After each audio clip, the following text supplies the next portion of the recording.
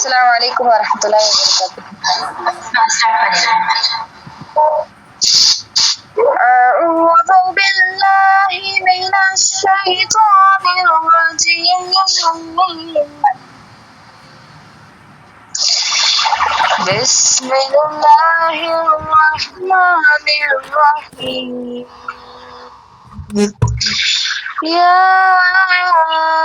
أيها الناس اتقوا ربكم الذي خلقكم من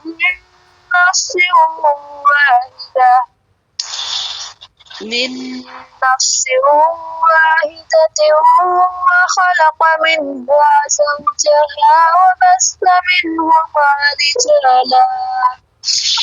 رجالا كثيرا ونساء واتقوا الله الذي تساءلون به والأرحام إن الله كان عليكم رقيبا. وآتوا اليتامى أموالهم ولا تتبدلوا الخبيث والطيب ولا تأكلوا أموالهم إلى أموالكم إنه كان حوبا كبيرا. وإن خفتم ألا تقسطوا في اليتامى فانكحوا ما طاب لكم من النساء مثنى وثلاث ورباع فإن خفتم ألا تعدلوا فواحدة أو ما ملكت أيمانكم ذلك أدنى ألا تعولوا. صدق الله العليم. அத்தியாயம் 4 வசனம் 1 முதல் 3 வரை. அளவிலா கருணையின் இல்லா கிருபையும் உடைய அல்லாஹ்வின் திருப்பெயரால் ஆரம்பிக்கிறேன். மனிதர்களே, உங்களை ஓர் ஆன்மாவிலிருந்து படைத்த உங்களின் இறைவனுக்கு நீங்கள் அஞ்சுங்கள். மேலும் அதே ஆன்மாவிலிருந்து அதனுடைய துணையை அவன் உண்டாக்கினான். மேலும் அவை இரண்டின் மூலம் உலகில் அதிகமான ஆண்களையும் பெண்களையும் பரவச் செய்தான். மேலும் எந்த அல்லாஹ்வின் பெயரை கூறி நீங்கள் ஒருவர் மற்றவரிடம் உரிமைகளை கோருகின்றீர்களோ அந்த அல்லாஹ்வுக்கே நீங்கள் அஞ்சுங்கள். மேலும் இரத்தபந்த உறவுகளை சீர்குலைப்பதிலிருந்து நீங்கள் விலகி வாழுங்கள். தினமாக அறிந்து கொள்ளுங்கள், அல்லாஹ் உங்களை கண்காணித்துக் கொண்டிருக்கின்றான். அனாதைகளுக்கு அவர்களுடைய உடைமைகளை திருப்பி கொடுத்து விடுங்கள். நல்ல பொருள்களுக்கு பதிலாக தீய பொருள்களை மாற்றாதீர்கள். மேலும் அவர்களின் பொருள்களை உங்களின் பொருள்களோடு கலந்து உண்ணாதீர்கள். தினமாக இது பெரும் பாவமாகும். அனாதைகளுடன் நீதமாக நடக்க இயலாது என்று நீங்கள் அஞ்சினால் உங்களுக்கு விருப்பமான பெண்களை 2 3 4 மனமுடித்துக் கொள்ளுங்கள். ஆனால் அவர்களுக்கு இடையே நீதமாக நடந்திட முடியாது என்று நீங்கள் அஞ்சுவீர்களாயின் ஒரு பெண்ணை மட்டும் மணந்து கொள்ளுங்கள். அல்லது உங்கள் கைகள் சொந்தமாக்கிக் கொண்ட பெண்களையே மனைவியாக்கிக் கொள்ளுங்கள். நீதி தவறாமல் இருப்பதற்கு இதுவே மிக நெருக்கமானதாகும். அல்லாஹ் உண்மையை கூறினான். அஸ்ஸலாமு அலைக்கும் வரஹ்மத்துல்லாஹ். السلام عليكم ورحمة الله وبركاته. إن الحمد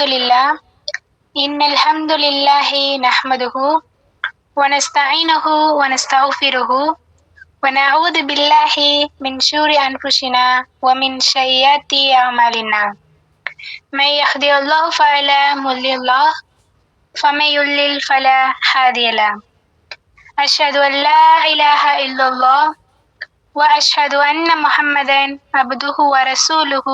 أما بعد، فقد قال الله تعالى في القرآن العظيم والفرقان المجيد: فأعوذ بالله من الشيطان الرجيم. بسم الله الرحمن الرحيم. أعلن ربي اشرح لي صدري فيسر لي أمري واحلل عقدة மில்லி ஷானி எஃபால் கௌரி ஐலன் ரப்பி ஜித்னி இல்மா. எல்லாஹ்வின் வல்ல அல்லாஹ்வின் நல்லடியார்களே, உங்களுக்கு முன்னால் நான் பேச வந்துள்ள தலைப்பு அல் ஹயாவு மினல் ஈமான். வெட்கம் ஈமானின் ஒரு பகுதி. இதை குறைவின்றி நிறைவு செய்ய வல்ல ரஹ்மான் போதுமானவன். அல்ஹம்துலில்லா. அல் ஹயா அப்படிங்கிறது இஸ்லாமிய மார்க்கத்துல வெட்கம் அப்படின்னு பொருள் தருது. நபி ஸல்லல்லாஹு அலைஹி வஸல்லம் அவங்க ஒரு முறை சொல்றாங்க, ஈமான் என்பது, அதாவது இறை நம்பிக்கை என்பது 60 அல்லது 70க்கு மேற்பட்ட கிளைகள் கொண்டதாகும். அதுல உயர்வானது கவுலு லா இலாஹ இல்லல்லாஹ் வ அதுனல்லாஹா, அதில் கடைசி தரம் உள்ளது. ஈமானத்துல் அத அனித்தரீக், பாதையில் கெடுதல் தரக்கூடிய பொருட்களை அகற்றுவது. வ ஹயாவுல் சுஅபத்தல் வல் ஈமான், வெட்கம் என்பது ஈமான்ல ஒரு பகுதியாகும். சுப்ஹானல்லாஹ், அந்த 70 கிளைகளையுமே அல்லாஹ்வுடைய தூதர் ஸல்லல்லாஹு அலைஹி வஸல்லம் அவங்க சொல்லல. இந்த 3 தான் சொல்றாங்க. கீழே உள்ளதை சொன்னாங்க. குறிப்பா இந்த ஈமான்ல சொல்லப்பட்ட ஒரு அம்சத்தை வெளிப்படுத்தி சொன்னாங்க. ஒவ்வொரு வாழ்வியல் முறைக்கும் ஒரு குணம் இருக்குது. இஸ்லாமிய மார்க்கத்திலுடைய குணம் வெட்கம் அப்படின்னு சொல்லி சொல்றாங்க. ரசூலுல்லாஹி ஸல்லல்லாஹு அலைஹி வஸல்லம் அவங்க சொல்றாங்க, அல் ஹயாவு வல் மானு குர்னவுல் ஜமீஅ, ஈமானும் வெட்கமும் ஒன்றோடு ஒன்று சேர்ந்த நண்பர்கள். இந்த ரெண்டுல ஒன்னு உயர்ந்துச்சுன்னா இன்னொன்னு உயரும், ஒன்னு தாழ்ந்துச்சுன்னா இன்னொன்னு தாழ்ந்து போகும். ஈமான் இருப்பவங்க இடத்துல வெட்கம் இருக்கும். ஈமான் யாருக்கெல்லாம் குறையுதோ அவங்களுக்கு வெட்கமும் குறையும். ஈமான் யாருக்கெல்லாம் அதிகமாகுதோ அவங்களுக்கு வெட்க குணமும் அதிகமாகும் என்று ரசூலுல்லாஹி ஸல்லல்லாஹு அலைஹி வஸல்லம் அவங்க சொல்றாங்க. வெட்கம் ஈமான்ல ஒரு கிளை. ஆனா இன்றைய காலத்தில் உள்ள பெண்களிடம் வெட்கம் என்றால் என்ன, கிலோகிராம்ல வேங்கனமா போச்சு. அல்லாஹ் பாதுகாக்கணும். வெட்கம் என்பது பெண்களுக்கு மட்டுமல்ல, வெட்கம் என்பது ஆண்களுக்கும் பெண்களுக்கும் ஒவ்வொரு மனிதர்களுக்கும் இருக்க வேண்டிய ஒண்ணு. இத பத்தி நிறைய ஹதீஸ் இருக்கு.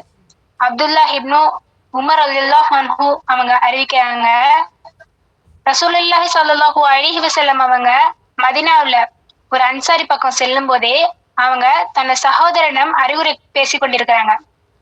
இந்த மாதிரி கூச்சம் கொண்டுகிட்டே இருந்தனா நீ வாழ்க்கையில முன்னேற முடியாது, இப்படி வெட்கப்பட்டுக்கிட்டே இருந்தனா இதெல்லாம் சரி வராது அப்படின்னு சொல்லி சகோதரன்கிட்ட அறிவுரை சொல்லிக்கிட்டு இருக்காங்க.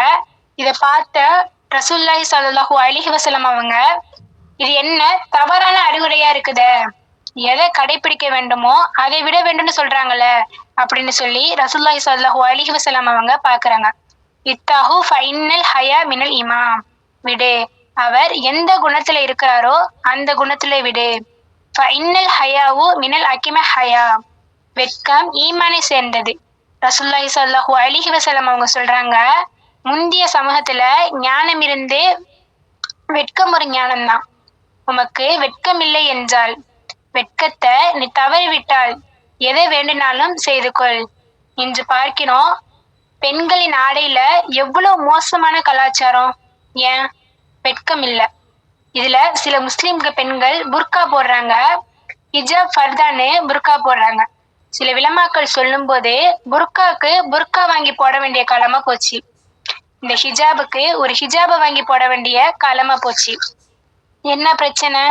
ஹிஜாப் என்பது ஒரு விசாலமான ஆடையாக இருக்கணும், உடலை நெருக்கக்கூடாது. ஹிஜாப் மினுமினுக்கிற கவர்ச்சியான ஆடையாக இருக்கக்கூடாது. சாதாரணமான ஒரு துணியிலிருந்து செய்யப்பட்ட ஒரு ஆடையாக இருக்கணும். உறுப்புகளை தனித்தனியாக காட்டக்கூடிய அளவுக்கு நெருக்கமாக இருக்கக்கூடாது. அந்நிய ஆண்கள் கவர்ச்சியாக இருக்கக்கூடாது. சுப்ஹானல்லாஹ், அல்லாஹ் பாதுகாக்கணும். ஆனா இப்ப உள்ள காலகட்டத்துல உள்ள பெண்கள் எல்லாம் ஹிஜாப் என்ற பெயர்ல அசிங்கமா போடுறாங்க. தலைக்கு மட்டும் போடுறாங்க, மறைக்கக்கூடிய இடத்த மறைக்காம இருக்கிறாங்க. ஏன்? அவங்களுக்கு வெட்கம் ஒண்ணே இல்லாம போச்சு. சுப்ஹானல்லாஹ், புர்கா போடும் போது அவ்வளவு இறுக்கமாக போடுறாங்க. உடல் உறுப்புகள் எல்லாம் வடிவமாக தெரியும் நிலையில போடுறாங்க. ஹிஜாப் வாங்குறதுக்குன்னே 1000 கணக்குல இருக்கு. ஏன்? கல்லு வச்ச ஃபுர்கா தான் வேணுமா, டிசைன் போட்ட ஃபுர்கா தான் வேணுமா. இந்த அளவுக்கு நம்ம சமுதாயம் சீர்கெடுத்து இருக்குது. சிலர் என்ன நினைக்கிறாங்கன்னா பெண்களுக்கு மட்டும்தான் சட்டம் இருக்கு, ஆண்களுக்கு இல்லைன்னு நினைக்கிறாங்க. ஆண்களுக்கும் அல்லாஹ்வின் தூதர் ஸல்லல்லாஹு அலைஹி வஸல்லம் அவங்க சொல்லவில்லையா அப்படின்னு கேட்டா, ஆண்களுக்கும் அதே சட்டம் தான். என்ன சட்டம்? தமது உடல் உறுப்புகளை பிறர் பார்க்கும்படி டைட்டான ஆடையாக இருக்கக்கூடாது. ஆண்களுமே அந்த மாதிரி ஆடையை போடக்கூடாது. இன்னைக்கு பாருங்க, ஜீன்ஸ் பேண்ட் டைட்டா போடுறாங்க, சட்டை டைட்டா போடுறாங்க. சுப்ஹானல்லாஹ், மாற்று மதத்தினரை பார்த்து அவங்க எப்படியெல்லாம் சட்டை போடுறாங்களோ அந்த மாதிரி போடுறாங்க. அவங்க என்னென்ன செய்யறாங்களோ அந்த மாதிரி செய்யறாங்க. அல்லாஹ் பாதுகாக்கணும். வெட்கம் என்பது ரொம்ப முக்கியமான ஒண்ணு. ஒருவரிடம் வெட்கம் இருந்துச்சுன்னா அவன் ஈமான்ல வளர்ந்து கொண்டே இருப்பான். வெட்கத்திலேயே முதல் தர வெட்கம் என்னவென்று சொன்னால் அல்லாஹ்விடத்துல வெட்கப்படுவது. யாரிடத்துல வெட்கப்படுவது? அல்லாஹ் சொல்றான், அவர் மக்களிடத்துல வெட்கப்படுறான், அல்லாஹ் இடத்துல வெட்கம் இல்ல அப்படின்னு சொல்லி அல்லாஹ் சொல்றான். அஸ்தக்ஃபிருல்லாஹல் அலீம். அல்லாஹ் இடத்துல வெட்கம்னா என்ன? அல்லாஹ் தடுத்த விஷயத்த பார்க்க கூடாது. அல்லாஹ் கட்டளிட்ட காரியங்களை பாலாக்கியவனாக அவன் என்ன பார்க்க கூடாது. இது நம்ம அல்லாஹ் இடத்துல வெட்கப்படுற விஷயம். அல்லாஹுடைய ரசூல் இடத்துல வெட்கப்படுற விஷயம் என்னன்னு சொன்னா, அவங்களுடைய சுன்னாவை பாலாக்காமல் இருப்பது. ரசூலுல்லாஹி ஸல்லல்லாஹு அலைஹி வஸல்லம் அவங்களை பத்தி தோழர்கள் குறிப்பிடும் போது, ஒரு கன்னி பெண் தெருவுக்குள்ள வெட்கப்படுறாங்க அல்லவா, அதை விட அதிகமாக வெட்கமுடையவராக ரசூலுல்லாஹி ஸல்லல்லாஹு அலைஹி வஸல்லம் அவங்க இருப்பாங்க. ஆனா இப்போ உள்ள காலகட்டத்தை பாத்தீங்கன்னு சொன்னா, கோ எஜுகேஷன்ல படிக்கும் போது எந்த அளவு மோசமா படிக்கிறாங்க. ஒரு ஆம்பளை பிள்ளை, ஒரு பொம்பளை பிள்ளை. ஸ்கூல்ல பாத்தீங்கன்னு சொன்னா அந்த கிளாஸ் இந்த கிளாஸ்ன்னு ஒன்னா உட்கார வைக்கிறாங்க. வெளிநாட்டுல எல்லாம் 6 வயது பிள்ளைய ஸ்விம்மிங் கிளாஸ்னு கூட்டிட்டு போய் ஆண்கள் பெண்கள்னே இருக்கிறாங்க. கேட்டா இந்த வெட்கம் தான் இங்க தடையா இருக்குன்னு சொல்றாங்க. இந்த கூச்ச சுபாகனால தான் அவன் முன்னேற மாட்டுக்கிறான்னு சொல்றாங்க. காலேஜ்ல பாத்தீங்கன்னு சொன்னா ஆம்பளை பிள்ளை பொம்பளை பிள்ளைய ப்ராஜெக்ட்னு சொல்லி ஒன்னா சேர்த்து விடுறாங்க. அல்லாஹ் அவங்களை பாதுகாக்கணும். நபி ஸல்லல்லாஹு அலைஹி வஸல்லம் அவங்க சொல்றாங்க, ஃபஇன்னல் ஹயா மினல் ஈமான். வெட்கம் ஈமானிலே ஒரு குணம். அல்லாஹ் தன் திருமறையில ஒரு பெண் தன்னுடைய அலங்காரத்தை யாருக்கெல்லாம் காட்ட வேண்டும் என்பதை அழகாக சொல்லியிருக்கிறான். அலங்காரத்தை காட்ட அனுமதியான உறவுகளை நம் திருமணம் செய்வதை தடை செய்திருக்கிறான். அதுதான் இரத்த உறவு.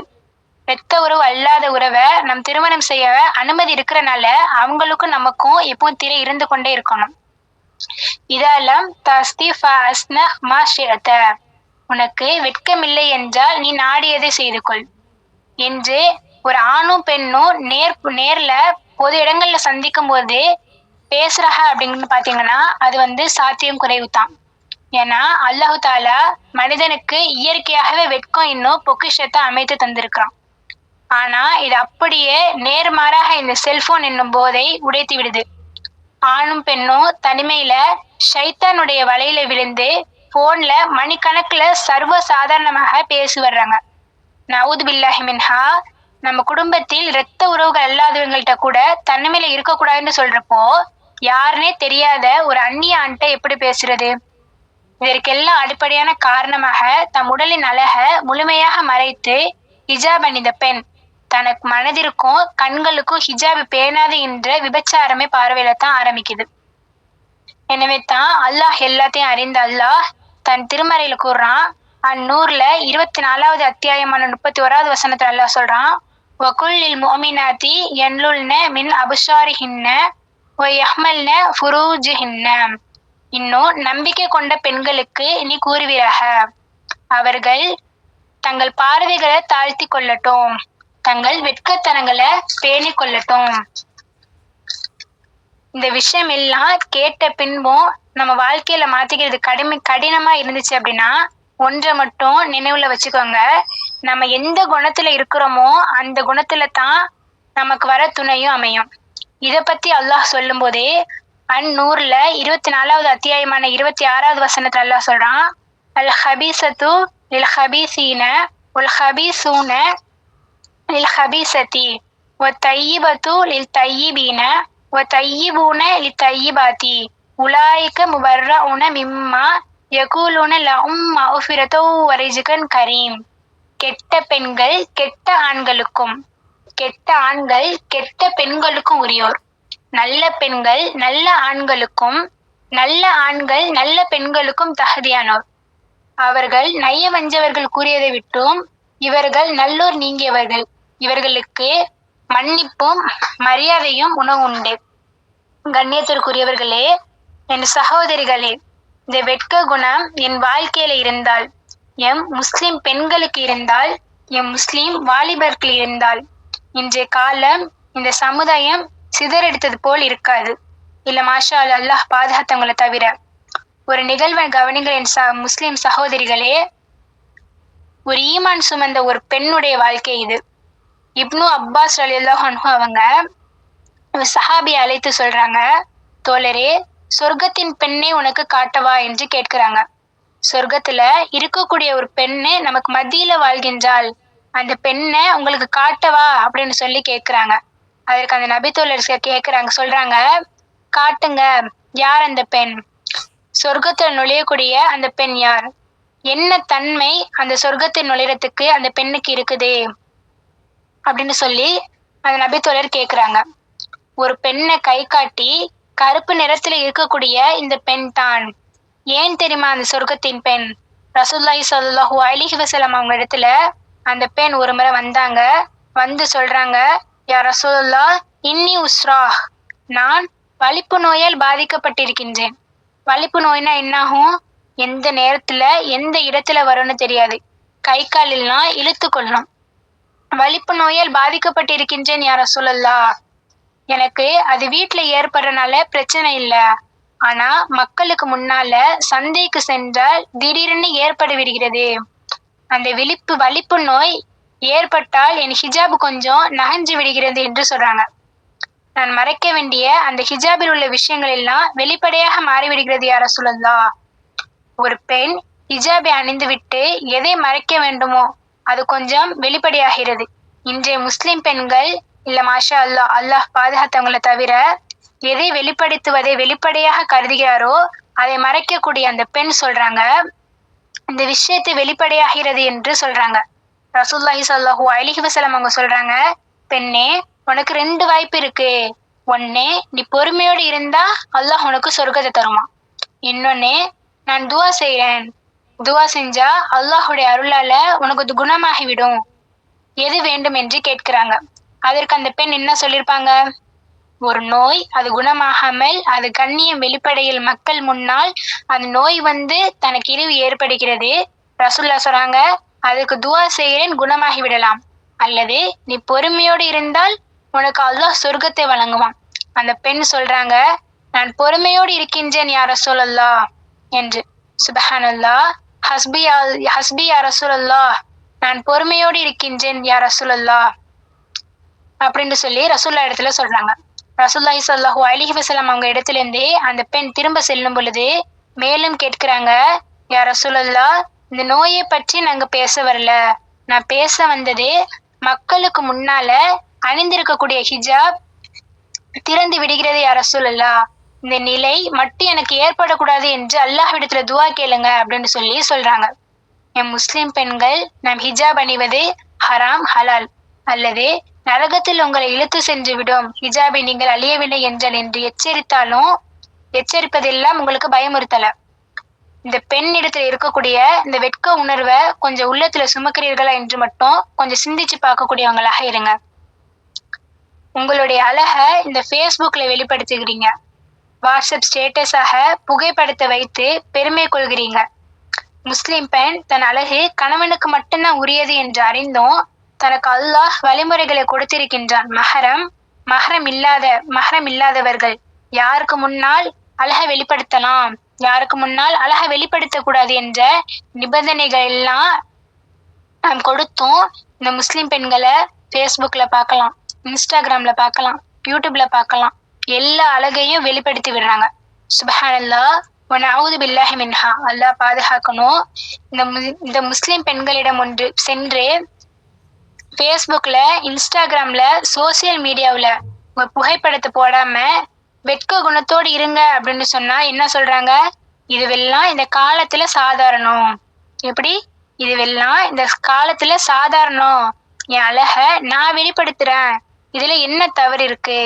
எனக்கு கொடுத்த அழக நான் வெளிப்படுத்துறேன், ஏன் சுதந்திரம் என்று சொல்றாங்க. ஹிஜாப அழகிய முறையில அணியுங்க, அலங்காரத்தோடு இறுக்கமான நிலையில ஹிஜாப் அணியாதீங்க, அதுல வெட்க குணத்தோட கடைப்பிடிங்க என்று சொன்னா என்ன சொல்றாங்க? இந்த காலத்துல இதெல்லாம் ஃபேஷன், ட்ரெண்டு, இதை எப்படி என்னால மாத்த முடியும்னு கேக்குறாங்க. அவர்கள் இப்படி அணிந்திருக்கும் போதே நானும் ஒப்பிட்டு அணியவில்லை என்றால் என்ன தவறாக பார்க்க மாட்டாங்களா அப்படின்னு சொல்லி கேக்குறாங்க.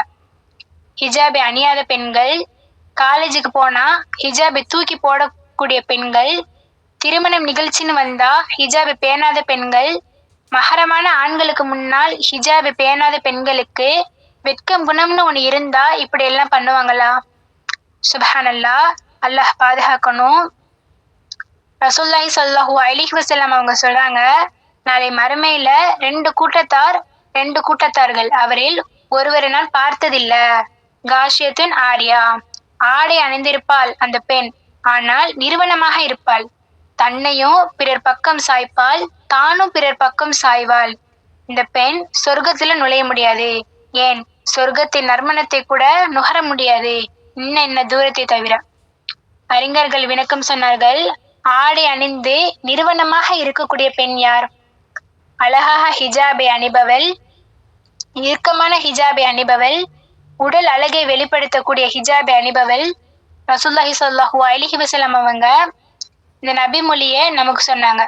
கண்ணியத்திற்குரியவர்களே, ஆயிஷா அலி அவங்க சொல்றாங்க, குந்து அதுகுனு பைத்தி அல்லதி துஃபின பிஹி ரசூலுல்லாஹி ஸல்லல்லாஹு அலைஹி வஸல்லம் வ அபி. நான் ரசூலுல்லாஹி ஸல்லல்லாஹு அலைஹி வஸல்லம் அவங்க மரணத்திற்கு பிறகும், என் தந்தையின் மரணத்திற்கு பிறகும் என் வீட்டில் நுழைய மாட்டேன். ஆயிஷா அலி அவங்களோட வீடு எது? ரசூலுல்லாஹி ஸல்லல்லாஹு அலைஹி வஸல்லம் அவங்கள அடக்கம் செஞ்ச இடம். நான் ரசூலுல்லாஹி ஸல்லல்லாஹு அலைஹி வஸல்லம் அவங்க மரணத்திற்கு பிறகும், என் தந்தையின் மரணத்திற்கு பிறகும் நான் வீட்டுல நுழைய மாட்டேன். வீட்டுல நுழைவேன் எப்படி? எனது ஆடைய அணிந்து கொண்டு.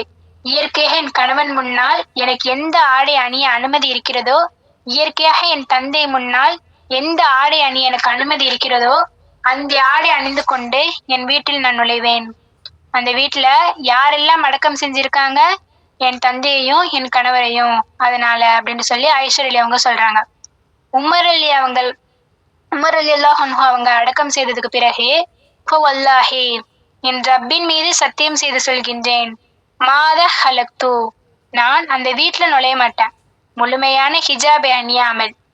ஒரு ஜனாசாவிற்கு முன்னால் கூட ஆயிஷா அலி அவங்க சொல்றாங்க, என் ஹிஜாபை முழுமையாக அணிந்து தான் நான் நுழைவேன் என்று. அல்லாஹ் அக்பர். என்று மஹரம் என்றால் என்ன? கைர மஹரம் என்றால் என்ன? அந்நிய ஆண்னா யாரு? அந்நிய ஆண்னா யார் இல்ல? கடைக்கு சென்றால் அங்க உள்ளவங்க ஆண்கள்கிட்ட எப்படி நடக்கணும்? ஒரு வாகனத்துல சென்றா அங்குள்ள ஆண்கள்கிட்ட எப்படி நடக்கணும்? ஒரு அந்நிய ஆண் வீட்டுக்கு வந்தாங்கன்னா அவங்கள்ட்ட எப்படி நடக்கணும்? தன் கணவரின் சகோதரர் வீட்டுல இருந்தாங்கன்னா அவங்கள்ட்ட எப்படி நடக்கணும் என்ற எந்த ஒழுக்கமும் கடைபிடிக்கப்படாமல், கணவனுக்கு முன்னால் என்ன நிலையோ, இல்ல மாஷா அல்லாஹ், அனைவரையும் சொல்லல, அல்லாஹ் பாதுகாத்தவங்களை தவிர, அவர்தான் மற்ற எல்லாரும் சமந்தான். கணவனிடம் எப்படி பேசுவாங்களோ அப்படி கடைக்கு பொருள் வாங்க சென்றாலும் அங்கேயும் அப்படிதான் பேசுவாங்க. இல்ல மாஷா அல்லாஹ், அல்லாஹ் பாதுகாத்தவங்களை தவிர. ஆயிஷா அலி, கணவன் உயிரோடு இருக்கும்போது அதே நிலை, மரணித்த போதும் அதே நிலை. தந்தை உயிரோடு இருக்கும் போதும் அதே நிலை, அவங்க மரணித்த போதும் அதே நிலை. ஒரு அந்நிய ஆண் உள்ளே நுழையும் போதும் அதே நிலை, மரணத்திற்கு பிறகும் அதே நிலை. இந்த வெட்க குணத்தை தான் இஸ்லாம் எதிர்பார்க்குது. ஃபாத்திமா ரலியல்லாஹு அன்ஹா அவங்க நபி ஸல்லல்லாஹு அலைஹி வஸல்லம் அவங்களுடைய மகள். நபி ஸல்லல்லாஹு அலைஹி வஸல்லம் அவங்களுடைய தோற்றத்திலும் செயலிலும் எல்லாவற்றிலையும் ஒத்து போகக்கூடிய பெண் ஃபாத்திமா ரலியல்லாஹு அன்ஹா அவங்க. ஃபாத்திமா ரலியல்லாஹு அன்ஹா அவங்க வந்தாலே ரசூலுல்லாஹி ஸல்லல்லாஹு அலைஹி வஸல்லம் அவங்க முத்தமிட்டு வரவேற்பாங்க தன் மகளை. ஃபாத்திமா, நீ சொர்க்கத்தின் தலைவி என்று சொன்னாங்க. ஃபாத்திமா, எனக்கு பிறகு என முதலாவதாக சந்திக்கக்கூடிய பெண் என்று சொன்னாங்க. இந்த ஃபாத்திமா ரலியல்லாஹு அன்ஹு என் மரண நேரத்திற்கு முன்னால் தன்னுடைய சகோதரி அஸ்மாவை அழைத்தார்கள். யா அஸ்மா, ஒருவேளை நான் மரணமாகி விட்டால், என்னுடைய கஃன் துணி போட்டப்பட்டு விட்டால், பகல் நேரத்தில் அந்த செயலை செய்யாதீங்க, இரவுடைய நேரத்துல அந்த செயலை செய்யுங்க. அப்போது தான் ஆண்களுடைய பார்வை என் உடல் மீது போட்டப்பட்டு இருக்கும், அந்த கஃன் துணி மேல கூட விழாது என்று சொன்னாங்க. 5-6 துணியை போட்டு ஒரு பெண்ணின் உடலை சுற்றப்பட்ட அந்த கஃபன் அது போற்றப்பட்டாலும் என் உடலுடைய வடிவத்தை என் உடலுடையோ ஆண்கள் பார்க்க கூடாது அப்படின்னு சொல்லி ஃபாத்திமா ரலியல்லாஹு அன்ஹா அவங்க சொல்றாங்க. கண்ணியத்திற்குரியவர்களே, சகோதரிகளே, கொஞ்சம் சிந்திச்சு பாருங்க. உங்கள் போட்டோக்களை ஃபேஸ்புக்ல போடுறதுக்கு முன்னால, உங்கள் போட்டோக்களை இன்ஸ்டாகிராம்ல அப்லோட் செய்வதற்கு முன்னால, ஹிஜாபை அணியாமல் கல்லூரி வாசல்ல நுழைவதற்கு முன்னால, உங்கள் உடல் அழகை மக்கள் பார்க்க வேண்டும் என்பதற்காக வெளிப்படுத்துவதற்கு முன்னால இந்த பெண்களுடைய வரலாற்றை கொஞ்சம் உள்ளத்துல பதிய வைங்க. உங்கள் உள்ளம் இன்ஷா அல்லாஹ் உறுத்தும். இதுதான் நபி சமூகத்தின் ஏற்படுத்த விரும்பிய வெட்க குணம். முன்னாள் காலத்துல பார்க்கப்பட்ட விஷயம் எல்லாம் ஒரு பாவமாக குற்றமாக கருதிய விஷயங்கள் எல்லாம் இன்றைய காலத்துல சர்வசாதாரணமாக மாறிடுச்சு. முன்னாள் காலத்துல ஒரு சில ஆடைகள் உடுத்துவது எல்லாம் மிகவும் ஒரு பாவமாக அல்லது வெட்க குணமாக கருதப்பட்டது எல்லாம் இன்றைய காலகட்டத்துல என் வீதியில அல்லது முஸ்லிம்களுடைய தெருக்கள்ல பாத்தீங்கன்னு சொன்னா இரவு ஆடைகளை உடுத்தி கொண்டு முஸ்லிம் பெண்கள் வெளியே நடமாடுற பார்க்க முடியுது. முன்னாள் காலத்துல ஒரு சில வார்த்தை பேசுவதெல்லாம் கூச்சமாக கருதுவோம். இந்த காலத்துல அந்த வார்த்தையெல்லாம் சர்வ சாதாரணமாக போயிடுச்சு. நமக்கு மத்தியில சர்வ சாதாரணமாக பேசக்கூடியவங்களாக இருக்கிறாங்க. இப்படி ஆடையில, பேச்சில, கலாச்சாரத்துல, மொழியில எல்லாவற்றிலையும் பாவங்கள் எல்லாம் நமக்கு நன்மையாக தெரியுது. ஏன்னா எந்த பாவத்தை நம்ம பார்ப்போமோ அது நன்மையாகத்தான் நமக்கு தெரியும், பாவமாக கருத மாட்டோம். ஒரு பெண் ஹிஜாப் இல்லாமல் வெளியே வருவது, தமக்கு அனுமதி இல்லாத ஆண்கள் முன்னால் ஹிஜாப் இல்லாமல் இருப்பது, இதுவெல்லாம் இந்த காலத்துல சர்வ சாதாரணமாக போயிருச்சு. ஒரு வெட்கத்தால அவன் ஒரு பாவத்தை விடுறான்னு சொன்னா அதுக்குள்ள கூலிய அல்லாஹ் தாலா கொடுக்கறான். ஏன்? அவன் பக்கம் ஈமான் இருக்கு. ஈமான் இல்லாதனால தான் அவன் வெட்கத்தை விடுறான். முஸ்லிம் பெண்களுடைய ஆடைகள் இன்று விரும்புவதைத்தான் போடுறதா போயிட்டாங்க. அவங்களுடைய உடலை வெளிப்படுத்துவதை இன்று கண்ணியமாக கருதுறாங்க. அல்லாஹ் அனுமதித்த, அல்லாஹ் அவர்கள் கண்ணியமாக்கிய ஹிஜாபை அணிவதெல்லாம் அவர்கள் இன்று இழிவாக பார்க்கிறாங்க. ஆடைகள் அணிகிறோம் அந்தத்தை மறைத்து கொள்ள, மானத்தை பாதுகாத்து கொள்ள, இதை யாரும் மறுத்து சொல்லுவதில்லை. ஆனா இன்றைய காலகட்டத்துல பாத்தீங்கன்னு சொன்னா ஆண்கள் பெண்கள் ஆடை அணிவதில கூட கண்ணியங்கள் காற்றில் பறக்க விட்டுறாங்க. ஏன்? அவங்க இடத்துல வெட்கம் என்ற ஒண்ணே இல்லாம போச்சு. நபி ஸல்லல்லாஹு அலைஹி வஸல்லம் அவங்க சொல்றாங்க, பெண் என்பவள் மறைக்கப்பட வேண்டிய மானம். அவள் வெளியே செல்லும் பொழுது ஷைத்தான் அவளை அலங்கரித்து காட்டுகின்றான் அப்படின்னு சொல்லி அல்லாஹ்வின் தூதர் ஸல்லல்லாஹு அலைஹி வஸல்லம் அவங்க சொல்றாங்க. அல்லாஹ்வின் தூதர் ஸல்லல்லாஹு அலைஹி வஸல்லம் அவர்கள் இந்த வார்த்தை ஏதோ நம்ம மறக்க முடியுமா? யாராவது ஒரு ஆண் போனா சர்வசாதாரணமாக விட்டுறாங்க. ஆனா அதுவே ஒரு பெண் போனா அவளை நோக்கிதான் கண் இருக்குது. அதனாலதான் அல்லாஹ் பெண்களுக்கு அல்லாஹ் ஆடை என்ற கவசத்தை அணிய சொல்றான். அதை பத்தி அல்லாஹ் சொல்லும் போதே 33வது அத்தியாயத்துல 59வது வசனத்துல அல்லாஹ் சொல்றான், நபியே முஹம்மதே, உமது மனைவியாருக்கும் உமது புதல்வியருக்கும் ஏனைய நம்பிக்கை கொண்ட பெண்களுக்கும் முக்காடுகளை தொங்க விடுமாறு கூறுவீராக. அவர்கள் ஒழுக்கமுள்ள பெண்கள் என்று அறியப்படவும் தொல்லைப்படாமல் இருப்பதற்கும் இது ஏற்றது. அல்லாஹ் மன்னிப்பவன் நிகரற்ற அன்பனாகவும் இருக்கின்றான். இன்னும் பார்க்க போனால் அல்லாஹ் குர்ஆன்ல சொல்றான், நம்பிக்கை கொண்ட பெண்களுக்கும் முக்காடுகளை தொங்க விடுமாறு கூறுவீராக. ஆனா இப்போ உள்ள காலகட்டத்தில் உள்ள பெண்கள் எல்லாம் வெளியே செல்லும் பொழுது ஹிஜாப் என்ற பெயர்ல எப்படி போட்டு கொண்டு செல்றாங்க? பெயருக்கு ஹிஜாப். அல்லாஹ் எதை மறைக்க சொன்னானோ அதெல்லாம் மறைக்காம பெயருக்கு ஹிஜாப் போட்டு செல்லக்கூடியவங்களாக இருக்கிறாங்க. அல்லாஹ் அவங்கள பாதுகாக்கணும். நவுது பில்லாஹி மின்ஹா. ஹராமான சில விஷயங்களை நம்ம செய்யறோம். அப்படி நம்ம மனசாட்சி நமக்கே வெட்கப்படணும். தப்பு செய்யறோம்னே நம்ம மனசாட்சி நமக்கே உறுத்தணும். ஒரு மனிதன் வெட்கப்படுற காரியத்தை ரகசியமாக செய்யறான்னு சொன்னா அவனுடைய ஆத்மாவுக்கு எந்த ஒரு பொருந்தன்மையும் இல்லை. வெளியில செய்ய வெட்கப்படுற ஒன்ன ரகசியமாக ஒருத்தன் செய்யறான் அப்படின்னா அவன் மனசாட்சிக்கு பலம் இல்லை, நஃப்ஸுக்கு பலம் இல்லை. அதுக்கு நம்ம வெட்கப்படணும். நமக்கு நம்மளே கண்ட்ரோல் பண்ண முடியலையேன்னு வெட்கப்படணும். எந்த ஒரு பாவத்தை செய்யறதா இருந்தாலும் மனசாட்சி உறுத்தாம இருக்காது. அது உறுத்ததுலேருந்தே நம்ம வெளியே வரணும், பாவம் செய்யாம. ஏன்னா அல்லாஹ் நம்மள பார்க்கலாம். தடுத்தது தானே மனிதன் செய்யறான், ரகசியமா மனிதன் அதானே செய்யறான். அல்லாஹ் பாக்குறான்னே வெட்கப்பட்டு அந்த செயலை விடணும். அல்லாஹ் தாலா உங்களையும் என்னையும் தீமையான பாவமான காரியத்திலிருந்து பாதுகாத்து வெட்கமுள்ள நல்ல ஒழுக்கமுள்ள சாலிகான பெண்களாக உங்களையும் என்னையும் ஆக்கி அருள் புரிவானாக என்று துவா செய்தவளாக எனது உரையை நான் முடித்துக் கொள்கின்றேன். வாஹிது தவானா அனில் ஹம்துலில்லாஹி ரபில் ஆலமீன். அஸ்ஸலாமு அலைக்கும் வரஹ்மத்துல்லாஹி வபரகாத்துஹு.